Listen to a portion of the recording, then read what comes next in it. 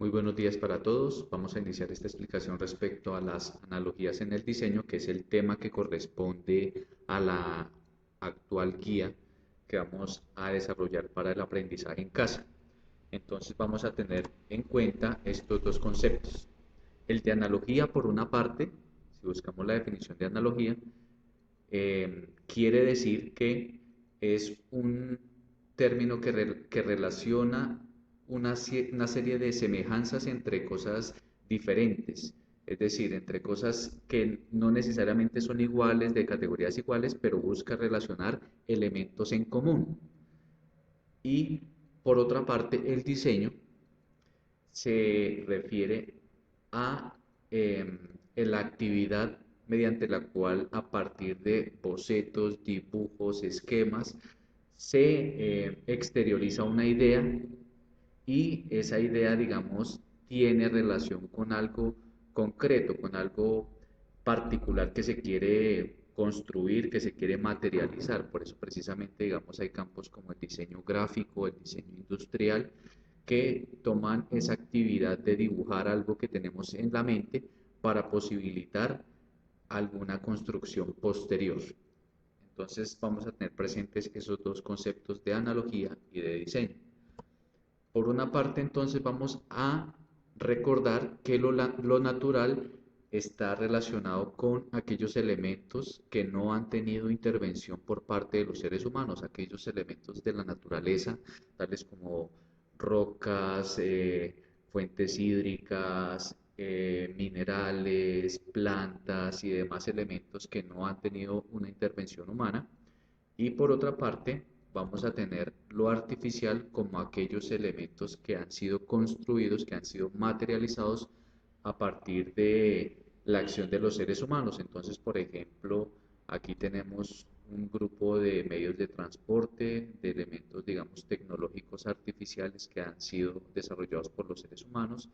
Aquí unas estructuras de puentes como tal y acá unas herramientas también que pueden ser elementos artificiales que no se encuentran directamente en la naturaleza. Entonces tenemos eh, lo natural como una categoría diferenciada de lo artificial. Y ahora entonces vamos a ver algunos ejemplos de eso que sería una analogía entre lo natural y lo artificial. Si nosotros nos fijamos acá, hay una semilla que se llama Triplaris. Esa es un elemento de la naturaleza que no tendría intervención humana. Y hay un caso particular que se generó, se desarrolló una propuesta de turbina eólica por parte de unos investigadores de la Universidad Pontificia Bolivariana de Medellín, en donde tomaron las formas de esa semilla y las tradujeron en una serie de aspas para un generador eólico. Entonces, digamos, identificaron que la forma como tal favorecía el flujo de aire y posibilitaría entonces la construcción artificial a partir de ese elemento natural. Entonces tenemos una analogía entre lo natural y lo artificial. Aquí tenemos otra analogía seguramente muy común que ha posibilitado que un animal, en este caso un escarabajo, un elemento de la naturaleza, se ha trasladado al plano artificial. Entonces hay un carro de la marca Volkswagen que se llama como Volkswagen Beetle o escarabajo en español, que ese carro ha tomado características formales de ese animalito, de ese escarabajo, y entonces vamos a ver esa relación entre esas dos partes, entre esas dos categorías, entre lo natural y lo artificial, esa analogía que hemos venido charlando.